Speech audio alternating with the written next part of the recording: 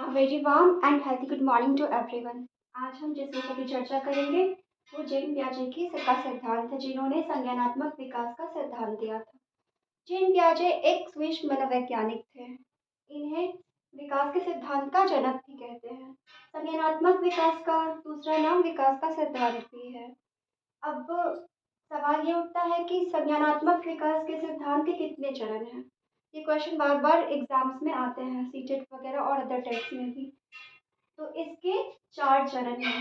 The question is here the 4 steps are. The first one is संवेदी कामक अवस्था, दूसरा पूर्व संक्रियात्मक अवस्था और तीसरा मूल संक्रियात्मक अवस्था, चौथा औपचारिक या अमूर्त संक्रियात्मक अवस्था।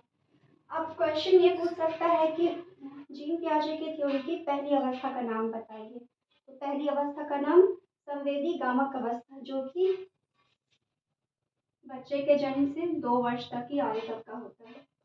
दूसरे अवस्था का काल 2 से 7 वर्ष की आयु तक, और तीसरे अवस्था का 7 से 11 वर्ष, चौथे अवस्था का 11 से 15 वर्ष। अब जैसे क्वेश्चन में पूछेगा जीन पियाजे के सिद्धांत के तीसरे चरण कौन सा है, तो मूल संक्रियात्मक अवस्था। दूसरा चरण कौन सा है, तो पूर्व संक्रियात्मक अवस्था। अब हमें ये चरण याद नहीं रहता, इसके लिए हम शॉर्ट फॉर्म यूज करेंगे। जैसे यहाँ पे हम लिखते हैं स, उसके बाद प, उसके बाद म, तत्पश्चात अ। अब देखिए वर्णमाला के सबसे पहले अक्षर जो होता है वो अ है।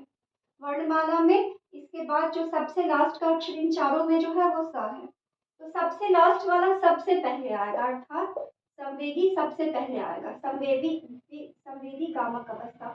और सबसे शुरू का वर्णमाला का जो अक्षर है वो सबसे लास्ट में आएगा, औपचारिक या अमूर्त।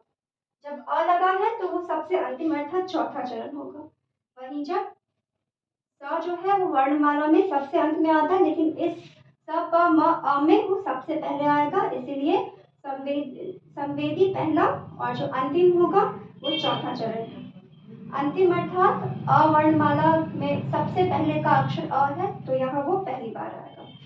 तो अब पूछेगा आपसे, अगर जैसे प के बाद यहाँ म आता है, ये अ, ये लास्ट में, स्टार्टिंग लास्ट में प के बाद म, तो पूछेगा कि अंतिम चरण कौन सा है, तो वर्णमाला का पहला अक्षर अ, अंतिम चरण औपचारिक या अमूर्त। जब औपचारिक हो या अमूर्त, किसी भी सवाल में अगर अमूर्त हो तो सीधे उसमें ऑप्शन 4 औपचारिक या अमूर्त संख्यात्मक लगा दीजिए।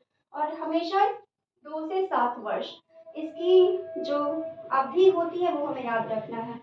जैसे मूल संक्रियात्मक अवस्था 7 से 11 वर्ष, पूर्व संक्रियात्मक 2 से 7 वर्ष, संवेदी गामक अवस्था या sensory motor development 0 to 2 years। Now औपचारिक या अमूर्त संक्रियात्मक अवस्था 11 से 15 वर्ष। तो क्वेश्चन इसमें से कहीं से भी पूछ सकता है कि पहली अवस्था, दूसरी अवस्था, तीसरी, चौथी, उसे हम इसी ट्रिक के द्वारा याद करेंगे। वर्णमाला का पहला अक्षर जो इस चारों में सबसे पहला अक्षर है वो अ है, तो अ सबसे पहले। इन चारों का सबसे लास्ट अक्षर स, तो स सबसे पहले स है, और सबसे पहला अक्षर सबसे अंत में, औपचारिक या अमूर्त। और प के बाद म, तो पूर्व और मध्य, मध्य या मूर्त। प के बाद ये आएगा। इस ट्रिक से हमें याद रहेगा, बस ये 4 अक्षर आपको याद रखने हैं। उसके बाद आपसे कभी भी किसी भी क्वेश्चन अगर पूछा जाएगा कि इस अवस्था के चौथी अवस्था कौन सी है, तीसरी कौन सी है, दूसरी कौन सी है, पहली कौन सी है, तो आप आराम से बता सकते हैं। जीन पियाजे के अनुसार उन्होंने बच्चे को नन्हे वैज्ञानिक की संज्ञा दी थी।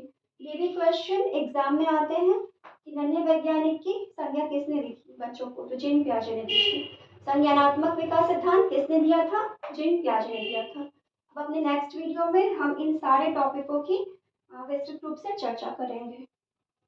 That's all for now right now.